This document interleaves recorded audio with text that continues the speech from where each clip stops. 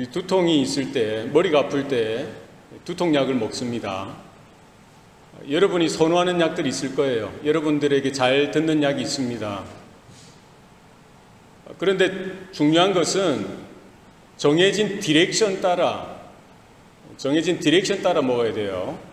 아무리 머리가 아프다고 해도 그 디렉션을 어겨가면서 이렇게 먹게 되면은 나중에 문제가 생기죠. 머리 아프다고 해서 계속 그거를 6시간마다 혹은 8시간마다 먹어야 되는데 더 자주 먹는다든지 하루에 2알, 3알, 4알 이렇게 먹게 되어지면은 곤란합니다. 약을 먹을 때 아무리 좋은 약이라도 제대로 그 디렉션 따라 사용해야 되죠. 이거를 과하게 사용하고 잘못 사용하게 되어지면은 나중에 문제가 생깁니다. 그게 이제 오남용이 문제라는 거예요. 약을 오용하고 남용하는 게 문제입니다. 이걸 우리가 주의해야 되는 것이죠. 약뿐만 아니라 우리가 말에 있어서도 마찬가지예요. 특별히 얼마 전에 이런 기사를 봤어요. 어느 정치인이 부활했다는 거예요. 살아났다는 거죠. 이번 한국에 보면 총선이 있죠. 국회의원을 뽑는데 경선에서 떨어졌어요. 1차에 떨어졌는데 나중에 재심을 통해서 어찌 이렇게 하다 보니까 이게 살아난 거예요. 정치적으로 살아난 거예요. 그걸 일컬어 뭐예요? 부활이라는 단어를 쓰더라고요. 예전에 어떤 운동선수, 프로 선수가 있었어요. 너무 잘하는 선수입니다. 그런데 여기 이제 수술을 받게 됐죠. 그러니까 이제 더 이상 운동을 할 수 있습니까? 못하죠. 수술을 성공리에 맞춰도 거의 1년 동안은 재활을 해야 돼요. 수술하고 재활을 잘 했다고 해도 또 문제가 있어요. 예전처럼 그 실력이 돌아올 수 있느냐 하면서 신문 기사에 뭐라고 났습니까? 과연 그 선수는 부활할 수 있을까? 이 뭡니까? 사실 부활이라는 단어는 성경적인 용어죠. 기독교 용어입니다. 신학적 용어예요. 우리 신앙생활에 있어서, 우리 신앙의 삶에 있어서 이게 쓰여지는 단어인데 세상 사람들은 그 의미도 생각지 못하고 알지 못하고서 그냥 쓰는 거예요. 그냥 비스무리하게 그냥 자기들이 생각할 때 이게 적당한 단어인지도 모르고 그냥 쓰는 거죠. 그게 뭡니까? 오용이고 남용이에요. 잘못 쓰는 겁니다. 제가 볼 때는 오용, 남용을 넘어서 뭐예요? 악용이죠, 악용. 그냥 되도 않게 그냥 이렇게 갖다 붙이면 단어가 되고 말이 되는 줄 알고 그렇게 쓰는 거예요. 왜 그렇습니까? 뭐가 문제입니까? 이 부활이 뭔지 모르는 거예요. 이 부활에 대한 개념도 없고 지식도 없고 또 부활에 대한 믿음도 없으니까 그냥 되는 대로 사용하게 되어지는 것이죠. 이 시대의 문제고요. 또 우리도 거기에 대한 분명한 개념이, 분명한 지식이, 분명한 믿음이 결여되어질 때에 우리도 그냥 말하다가 튀어나오게 되어지죠. 우리가 말을 잘 사용해야 됩니다. 특별히 성경에 나오는 또 우리 신앙적인 용어들을 구별해서 우리가 바르게 사용해야 될 것입니다. 이 시대의 사람들은 부활에 대한 관심이 없죠. 이것을 희화화합니다. 거기에 대한 그런 지식도 없기 때문에 그냥 막 사용하고 믿지도 않을 뿐더러 그렇죠. 그러나 우리 기독교에 있어서, 교회에 있어서, 우리 성도들의 신앙의 중심에 있어서 가장 중요한 게 뭡니까? 이 복음이라는 거예요. 기독교 복음, 그리스도의 복음, 이 복음이 뭐냐는 거죠. 이 복음의 근간, 복음의 본질, 복음의 핵심, 복음이 뭐냐는 거예요. 여기에 대한 분명한 우리 지식이 있어야 되고요. 여기에 대한 분명한 믿음이 또 신앙적인 고백이 우리 가운데 있어야 할 줄로 믿습니다. 이 바울은 이 복음에 대해서 바울뿐만 아니라 베드로도 그렇고 야고보도 그렇고 여러 사도들, 여러 주님의 제자들이 또 주님의 몸된 교회가 여기에 대해서 계속해서 가르치는 거예요. 한 번 가르쳤다고 해서 이제 다 알지, 다 아는 거니까 하고 그냥 그만둔 것이 아니라 수고스럽더라도 우리가 다 들어서 안다라고 생각할지라도 뭐예요? 복음에 대해서 계속해서 알려주고 가르쳐주고 확인시켜주고 이 복음이 무엇인지 늘 확인해야 된다는 거예요. 우리는 복음 안에 거하고 복음 위에 우리가 서 있어야 할 줄로 믿습니다. 이 복음이 뭐냐는 거죠. 고린도전서 15장 1절에 바울이 거기에 대해서 분명히 이야기하고 있습니다. 우리 한번 볼까요? 여러분 성경책을 한번 펴시기 바랍니다. 고린도전서 15장 1절 제가 읽겠습니다. 형제들아 내가 너희에게 전한 복음을 너희에게 알게 하노니 이는 너희가 받은 것이요 또 그 가운데 선 것이라. 뭐라는 거예요? 지금 바울은 고린도 교회의 성도들을 향하여 내가 너희에게 과거에 이미 전한 이 복음을 지금 다시 또 알게 한다는 거예요. 교회에서 강단에서 증거되어지고 선포되어지고 날마다 우리 성도들이 가르치고 가르침을 받아야 되고 날마다 우리가 붙들어야 되는 것, 그게 뭐냐는 거예요. 생명의 말씀, 주의 복음인 줄로 믿습니다. 이것을 날마다 받으셔야 돼요. 우리가 날마다 공기를 호흡하듯이 숨을 쉬듯이 날마다 우리가 일정량의 음식을 먹듯이 그래 힘이 생기죠. 그래 우리 생명이 보존되어지죠. 마찬가지로 우리의 믿음이 아무리 좋다라고 해도 복음을 한번 받았다고 해서 나는 다 알아, 나는 충분해, 이렇게 해서는 안 된다는 거예요. 할 수 없다는 거예요. 우리가 복음을 통해서 믿음이 생겨나고 영생의 소망이 일어나고요, 거듭나는 역사가 우리 가운데 나타나는 줄로 믿습니다. 그러나 이 믿음이 우리의 영적인 생명이 어떻게 유지되어지고 어떻게 더 강건해지고 영적으로 성장해 가느냐? 뭐예요? 날마다 복음의 가르침을 우리는 받아야 합니다. 바울은 이 복음을 한 번 전하고 그냥 그것으로 만족하고 충분해라고 끝낸 것이 아니라 뭐 하는 거예요? 기회가 있을 때마다 정기적으로 혹은 때로는 언제든지 하나님이 기회 주실 때마다 복음을 가르치고 전하고 나누고 성도들은 그 복음을 받았던 거예요. 복음을 받은 것뿐만 아니라 뭐 했다는 거예요? 또 그 가운데 선 것이라. 복음 위에 선 거예요. 왜 그렇습니까? 왜 이 복음이 이렇게 중요합니까? 2절 말씀에 너희가 만일 내가 전한 그 말을 굳게 지키고 헛되이 믿지 아니하였으면 그로 말미암아 구원을 받으리라. 우리 어떻게 구원을 받습니까? 어떻게 우리가 하나님의 자녀로 인침을 받습니까? 어떻게 우리가 거듭날 수가 있어요? 무엇으로 가능합니까? 바울은 분명히 이야기합니다. 사도가 전한 그 말씀, 그 복음을 전해 듣고 헛되이 허투루 듣지 아니하고 그것을 온전하게 받아서 믿을 때에 무엇으로 말미암아 구원을 받는다고요? 그로 말미암아, 그 복음으로 말미암아 구원을 받으리라. 여러분 복음을 받으셨습니까? 날마다 그 복음을 여러분 받으시고 그 복음으로 숨을 쉬시고 그 복음으로 생각하시고 복음으로 살아가는 저와 여러분 되실 수 있기를 바랍니다. 믿음은 들음에서 나고 들음은 그리스도의 말씀으로 말미암느니라 하셨어요. 그리스도의 말씀이 뭡니까? 그리스도의 복음이라는 거예요. 우리의 믿음이 어떻게 일어납니까? 우리에게 어떻게 생겨나는 거예요?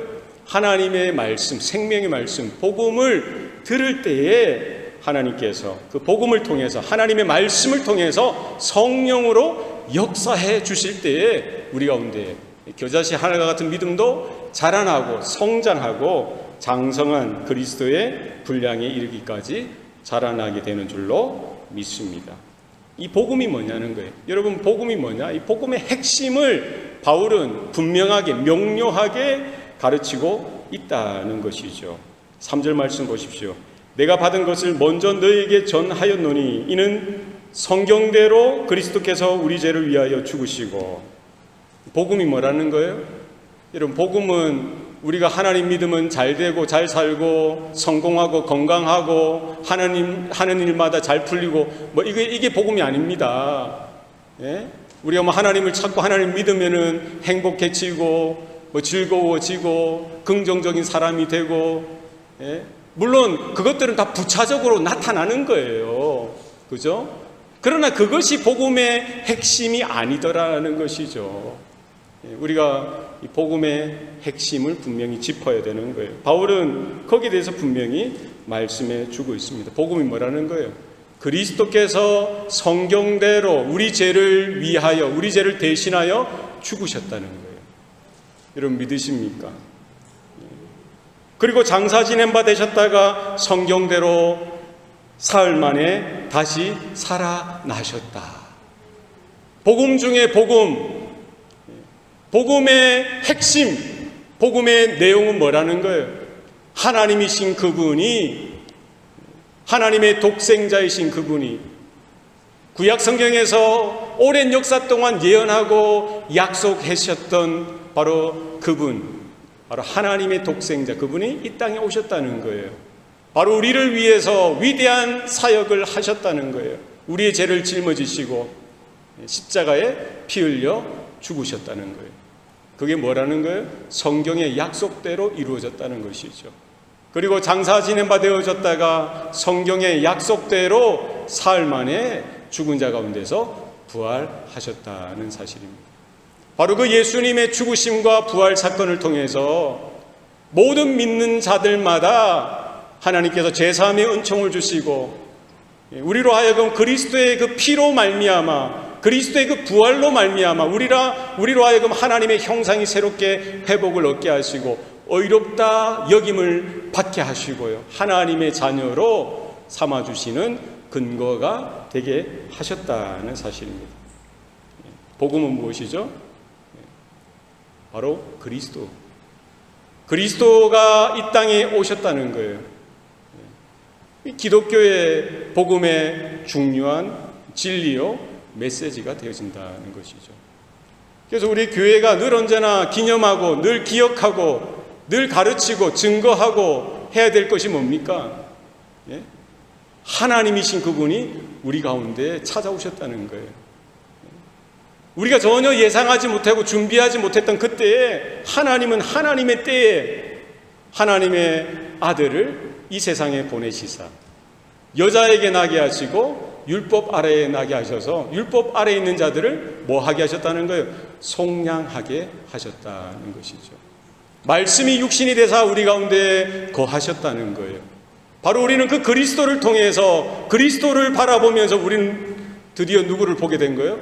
아버지의 독생자의 영광을 보게 되어진 것이죠. 그리스도를 통해서 오는 하나님의 은혜와 하나님의 진리를 발견하게 되어진 것입니다.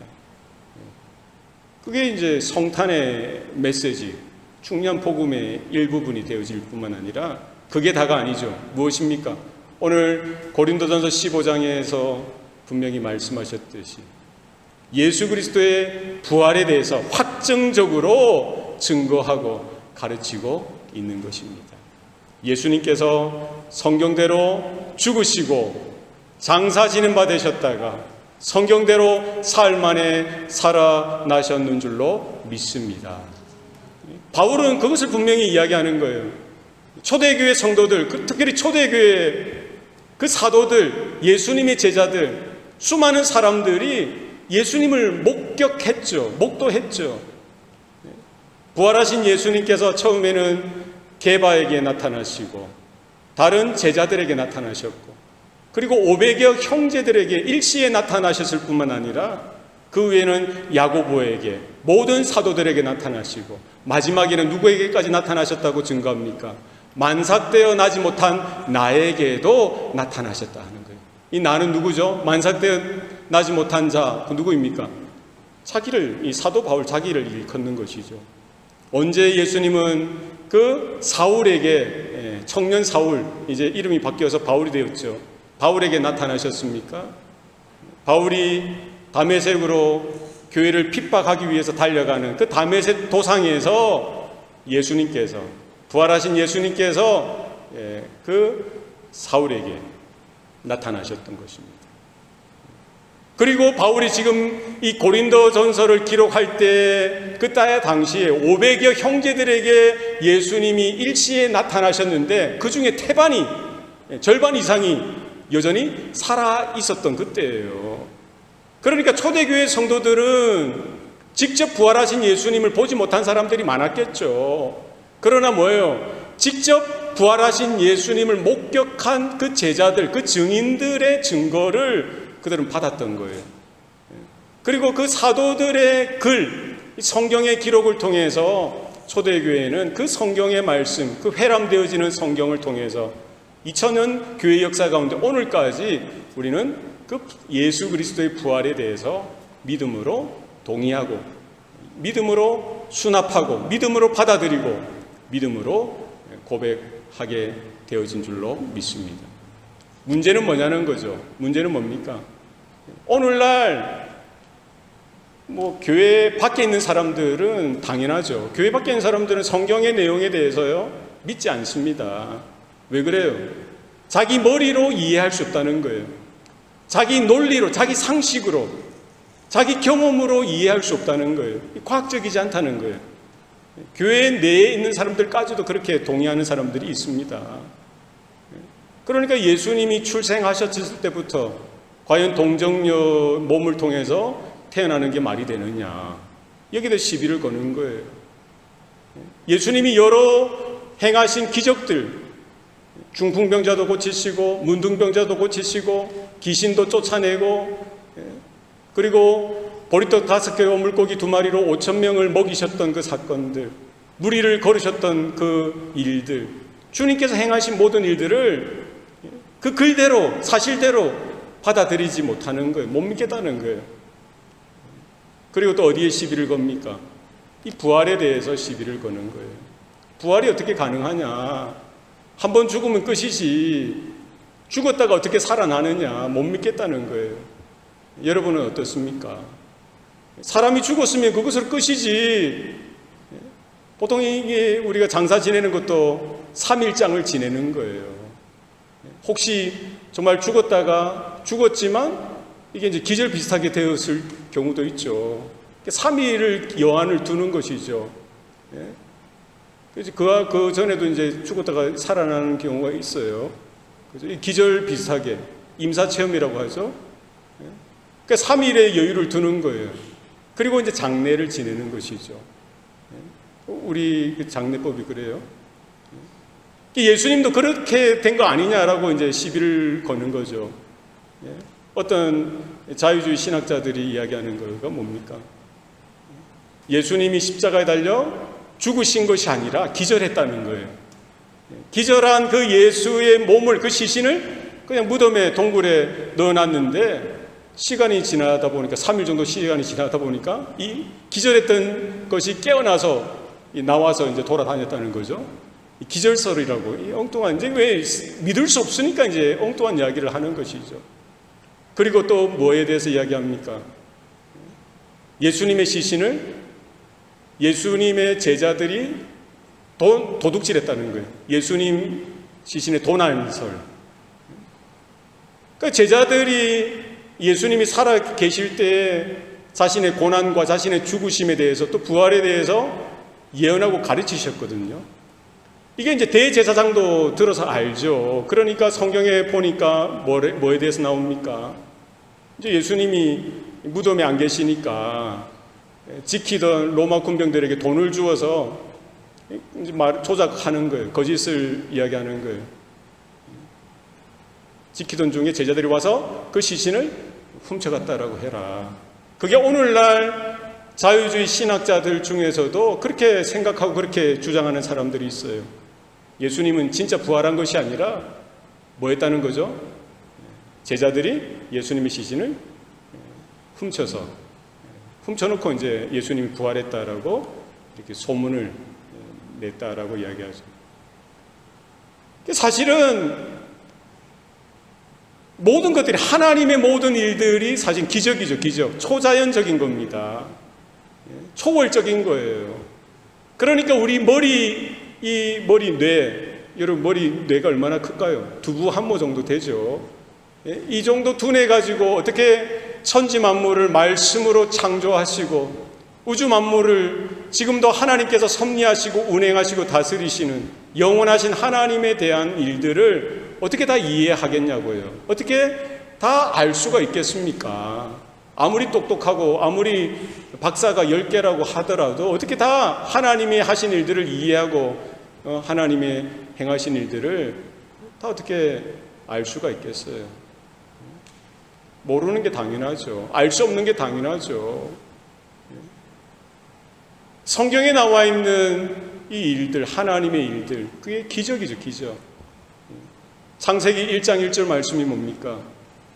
태초에 하나님이 천지를 창조하시니라. 여러분 믿습니까? 그러니까 우리는 성경을 펴면은 첫 장, 첫 구절부터 막히는 거예요. 어떻게 믿을 수가 있어요? 어떻게 알 수 있습니까? 여러분 보았습니까? 어떻게 알 수 있어요? 알 수 없는 거예요. 하나님의 영역이라는 거예요. 말씀으로 천지를 창조하셨죠. 며칠 동안 창조하셨다고 성경은 이야기합니까? 6일 동안 창조하셨다는 거예요. 그런데 자유주의 신학자뿐만 아니라 세상 사람들은 거기에 대해서 동의하지 못하죠. 동의할 수 없는 거예요. 이해가 안 되니까. 확인할 수 없으니까. 그런 논리로 예수님의 성육신, 예수님이 처녀의 몸을 통해서 태어난 것, 동정녀의 몸을 통해서 태어나신 것, 이것도 이제 이해가 안 되고, 예수님의 그 행적들, 예수님의 기적들도 이해할 수 없고, 뭐까지 이해하지 못하는 거예요? 예수님의 부활에까지 이해할 수 없다는 거예요. 오늘날의 세태 모습입니다. 이 교회 안에도 그런 일들이 팽배합니다. 신학교에도 그런 논쟁들이 팽배해요. 얼마나 어리석은 겁니까? 하나님의 말씀으로 받아야 되는데 뭐예요? 성경을 뭘로 여기는 거예요? 하나님에 대한 글로서, 그 정도로 여기는 거예요. 그러니까 자기들이 분석하고 논리로 추적하고 논쟁하고 이렇게 다 난도질 하다 보니까 하나님의 말씀이 그 자리에 있을 수가 있습니까? 이것도 안 되고 저것도 안 되고 인정할 수 없고 이해할 수 없으니까 받아들일 수 없는 거예요. 오늘날의 신학교의 모습이고 오늘날의 교회의 모습이고 오늘날 성도들의 무의식 중에도 팽배한 불신앙의 모습이 되어질 수 있다는 것이죠. 하나님의 말씀을, 성경의 증언을 있는 그대로 받아들이는 저와 여러분 될 수 있기를 바랍니다. 초대교회에도 이와 같은 논쟁이 있었던 거예요. 고린도 교회에서 그런 문제들이 있었던 거예요. 율법주의자들이 들어와서 자기들의 복음을 가르치는 것이죠. 영지주의자들이 들어와서 그런 것들을 가르치는 거예요. 그리고 현실주의자, 세속주의자들이 들어와서 이 복음을 조작해서 복음을 왜곡시키고요. 복음을 바꾸어서 다른 복음을 가르쳤던 것이죠. 그 중에 뭐라는 거예요? 예수님의 그 성육신에 대해서 시비를 걸고요. 그리고 또 시비를 거는 게 뭡니까? 예수님의 부활에 대해서 시비를 거는 거예요. 어떻게 부활이 있을 수 있냐? 분명히 증인이 있고 분명히 그것을 목격한 자들이 태반이나 여전히 살아서 그들이 입으로 증거하는데도 그들은 믿지 않는 거예요. 이것이 불신앙의 모습이고 사실 우리 모든 인생들의 비극이고 어리석음이죠. 처음 제자들도 그랬어요. 베드로라고 처음부터 부활하신 예수님에 대한 소식을 듣고 어떻게 했습니까? 할렐루야 아멘 하고 믿음으로 받아들였습니까? 베드로도 그랬고 야고보도 그랬고 다른 12 도마만 우리는 생각하지만 모든 제자들이 그랬어요. 막달라 마리아가 부활하신 예수님을 목격하고 제자들이 숨어있는 그 집으로 찾아와서 예수님이 살아나셨다라고 분명히 증언했음에도 불구하고 제자들 중 그 어느 누구도 그 마리아의 말을, 마리아의 증언을 귀 기울인 사람도 없었고, 오히려 그 마리아를 나무라죠. 뭐라고 나무랍니까? 뭐라고 야단을 칩니까?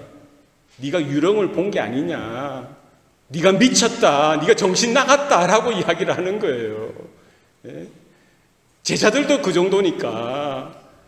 그러니까 결론은 뭡니까? 우리 머리로, 우리 이성으로, 우리 경험으로는 하나님의 일들을 있는 그대로 이해할 수 없다는 거예요. 오직 무엇을 통해서 우리가 그것을 알 수 있습니까? 이해가 가능한 거예요? 믿음으로. 하나님이 믿음을 허락하실 때 믿음으로 우리는 하나님의 일들을 마음에 받아들일 수 있게 되어진다는 사실입니다. 결국 예수님께서 그 예수님의 부활에 대해서 확신하지 못하고 부정하고 그 마리아를 야단치고 했던 그 제자들에게 직접 나타나시는 거예요. 그게 제일 좋은 방법이었죠. 숨어있는 그 제자들에게 나타나셔서 어떻게 하셨습니까? 예수님의 못 박힌 손을 보여주시고요, 창자국 난 그 허리를 보여주시고, 이제 그들이 눈으로 보고 손으로 그 넣어서 그 자국들을 만지니까 예수님이 부활하신 것을 분명히 믿게 되어진 것이죠. 그런데 때마침 그 자리에 도마는 있지 못했던 거예요. 도마는 자리에 없었죠. 나중에 이제 예수님은 잠깐 떠나가시고 도마가 돌아왔을 때도 나머지 제자들이 또 이야기하는 거예요. 예수님이 부활하셨다고, 예수님이 우리 가운데 찾아오셨다고. 도마는 뭐라고 이야기합니까? 베드로랑 똑같아요. 못 믿겠다는 거예요. 믿을 수 없다는 거예요.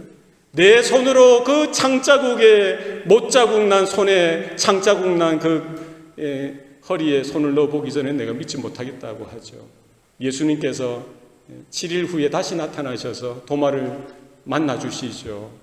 도마에게 말씀하십니다. 네 손가락을 넣어보아라, 만져보아라, 확인해보아라.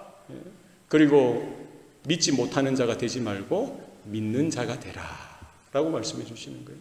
도마는 뭐라고 이야기합니까? 나의 주, 나의 하나님이시니이다. 예수님께서 뭐라고 말씀하시죠? 너는 나를 본고로 믿느냐? 나를 보지 못하고 믿는 자가 복되도다. 여러분, 예수님이 이 땅에 오셨다는 사실을 믿으십니까? 예수님께서 나의 죄를 짊어지시고 세상 죄를 짊어지시고 십자가에 달려 죽으셨다는 사실을 여러분 믿으십니까? 바로 그 예수님께서 사흘 만에 성경대로 죽은 자 가운데서 살아나셨다는 사실을 여러분 믿으십니까? 이것이 우리의 복음의 내용이 되어져야 되고요, 우리 믿음의 내용이 되어져야 할 것입니다. 초대교회 성도들, 특별히 고린도 교회에도 그런 이단 거짓 선생들이 들어와서 부활이 없다, 죽은 자의 부활이 있을 수 없다, 따라서 누구의 부활도 없다는 거예요. 그리스도의 부활도 이것은 거짓이라는 거예요. 그러니까 적지 않은 사람들이 흔들리죠. 믿음을 떠납니다. 왜곡되어진 신앙을 가지게 되어지죠. 세속적인 그런 신앙에 빠지게 되어지는 거예요. 미혹되어지는 거예요.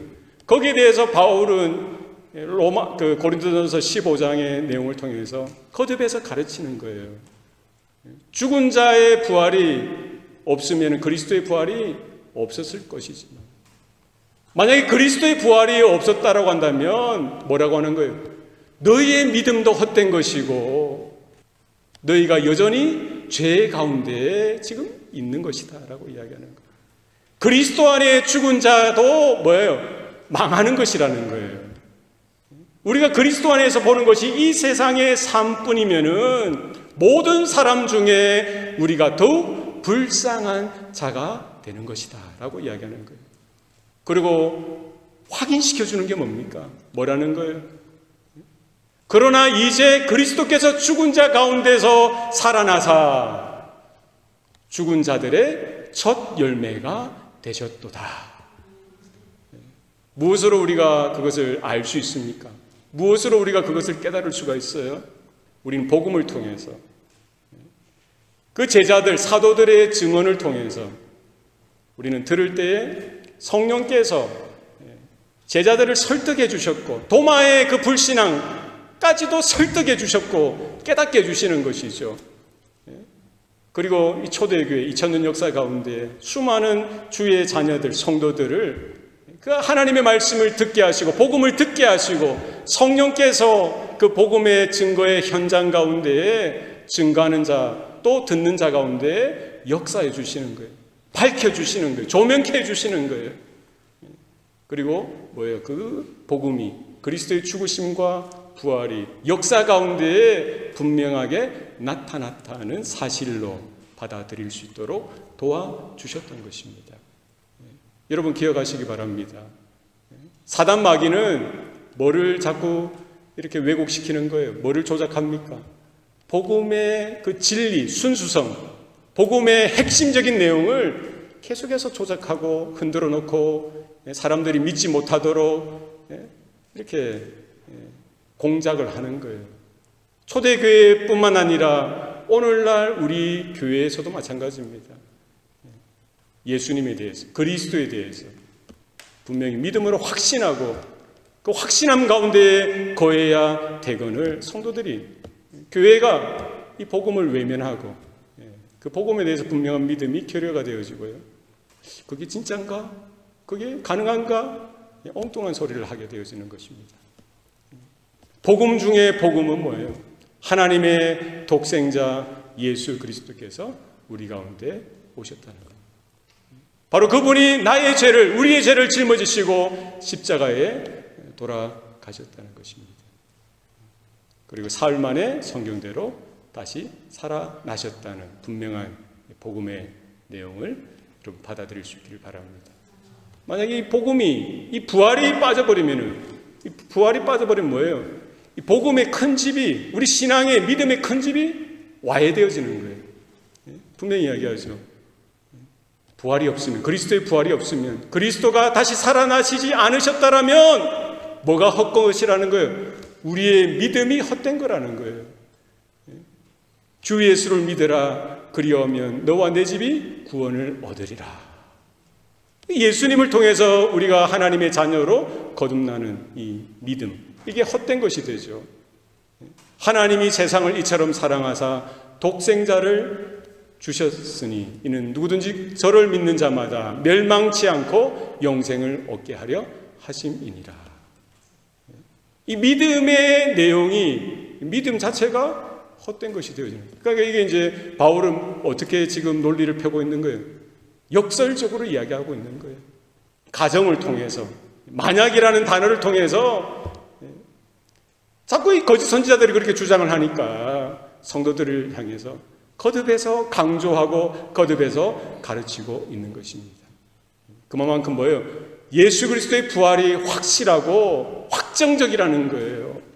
예수 그리스도가 오심을 통해서 하나님의 사랑이, 하나님의 은혜가 우리 가운데 분명히 나타났다는 것이죠. 우리가 아직 죄인 되었을 때에 그리스도께서 십자가에 달려 죽으심으로 하나님은 그 하나님의 사랑, 그 자기 사랑을, 우리를 향한 자기 사랑을 뭐 하셨다는 거예요? 확증하셨다는 거예요. 우리는 십자가를 통해서, 십자가에 돌아가신 그리스도를 통해서 뭐를 확인할 수 있는 거예요? 하나님의 사랑, 하나님의 은혜를 확인할 수 있는 거예요.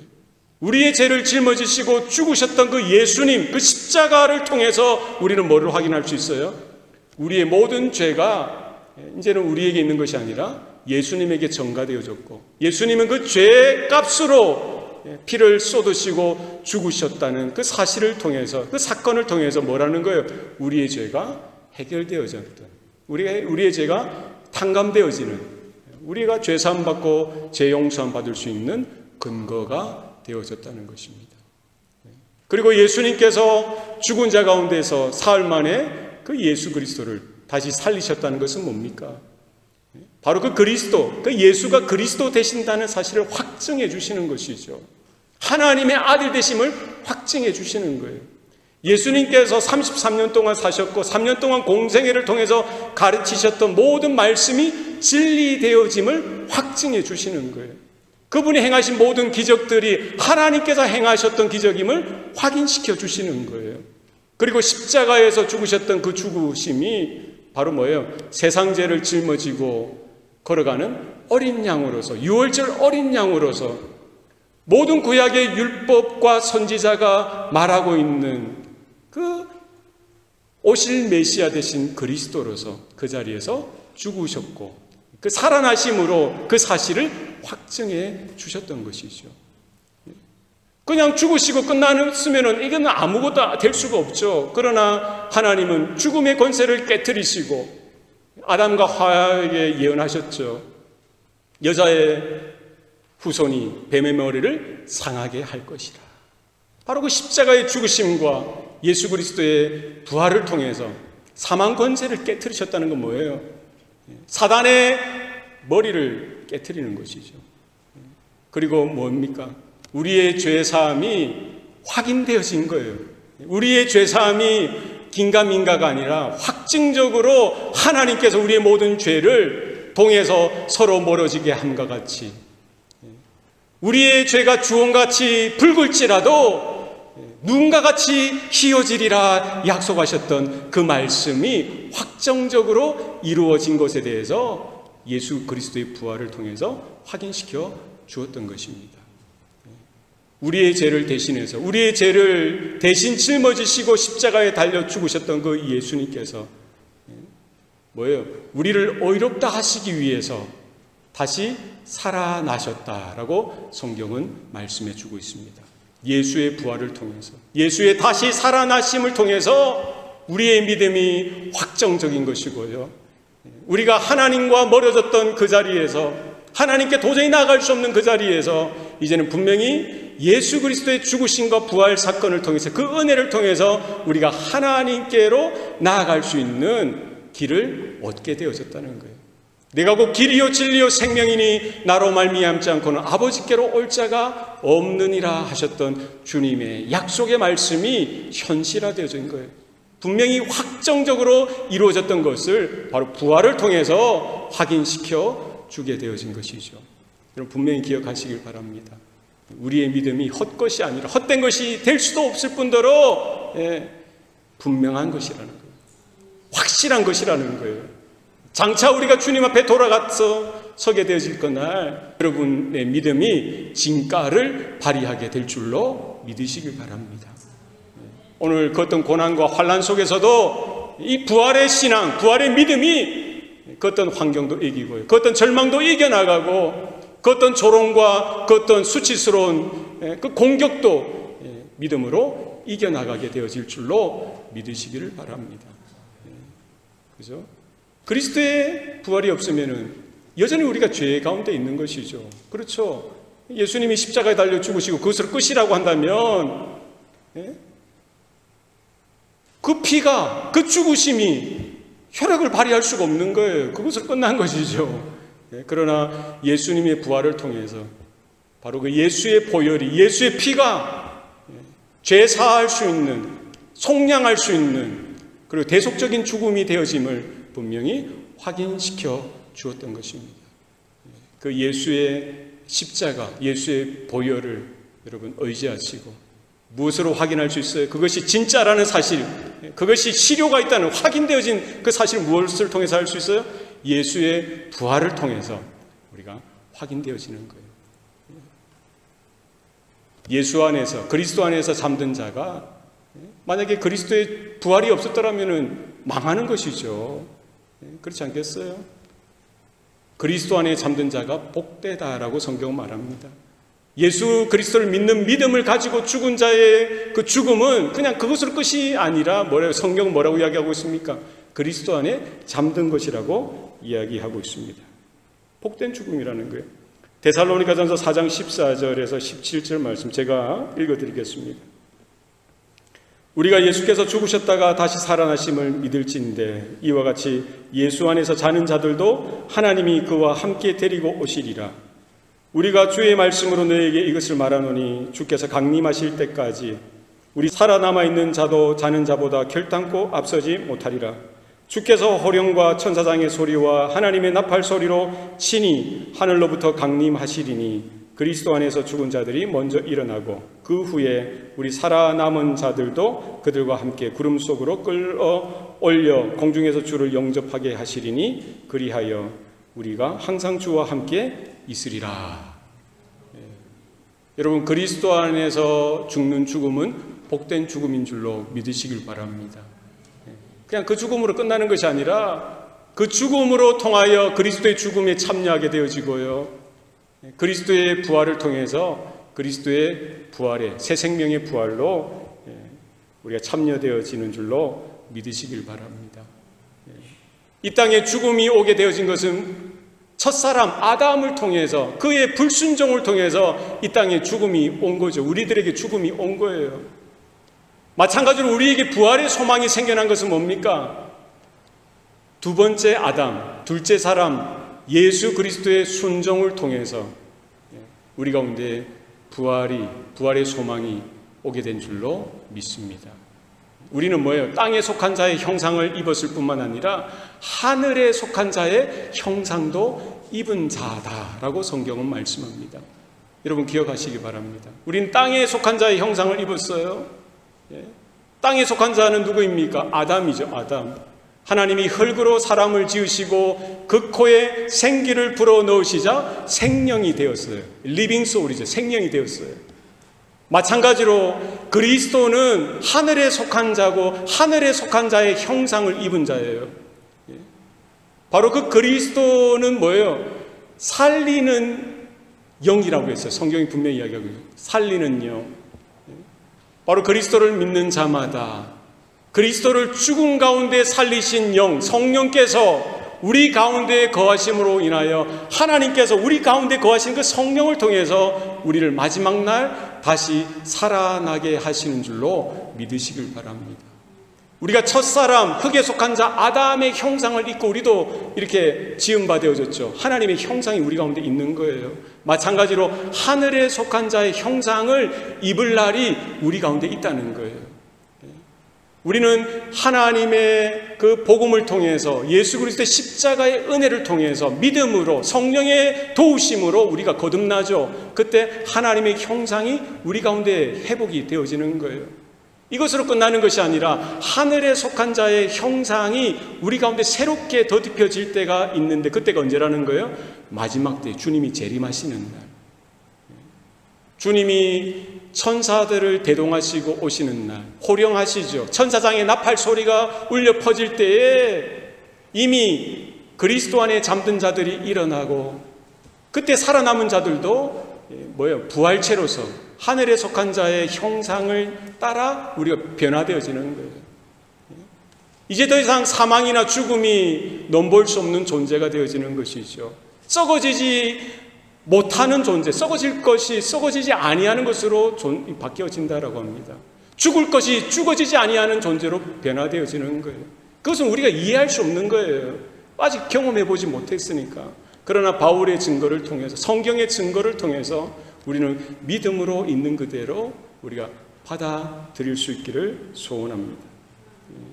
그리스도의 부활이 없다면, 그리스도의 부활이 역사 가운데 나타나지 않았더라면 이 세상의 모든 사람들 중에 예수 믿는 자들, 우리 성도들이 가장 불쌍한 인생이 될 거다라고 바울은 역설적으로 이야기하는 거예요. 만약이라는, 가정이라는 기법을 통해서 역설적으로 이야기하는 거예요. 그리고 20절에 분명히 뭐라고 이야기합니까? 그러나 이제 그리스도께서 죽은 자 가운데서 다시 살아나사 잠자는 자들의 첫 열매가 되게 하셨도다. 여러분, 부활의 소식을, 부활의 증거를, 부활의 복음을 믿음으로 화답하는 저와 여러분 되실 수 있기를 바랍니다. 우리 가운데 얼마나 힘듭니까? 어렵습니까? 이 땅이 아니라 하나님 나라를 바라보며 우리의 육신이 아니라 우리가 장차 그리스도의 형상으로 하늘에 속한 이의 그 형상을 따라 변화되어질 그 시점, 그때를 우리가 믿음으로 바라보면서 예수 그리스도, 우리 주님 되신 그분을 향하여 우리가 믿음의 고백을 하며 끝까지 이 믿음을 지켜나가며 복음을 증거하고 복음을 파수하고 하나님 나라를 확장하는 그 일에 쓰임받는 우리 교회, 우리 성도들 되시기를 축복합니다. 기도하시겠습니다. 살아계신 아버지 하나님, 오늘도 우리에게 복을 주시니 감사합니다. 혼란한 이 세대입니다. 무엇이 진리이고 무엇이 바른 길인지 몰라 하는 이때 가운데에 생명의 빛으로 오시고 진리로서 복음으로서 우리에게 빛을 비춰주신 그리스도 예수로 말미암아 우리가 길을 잃어버리지 않도록 주님 붙들어 주시옵소서.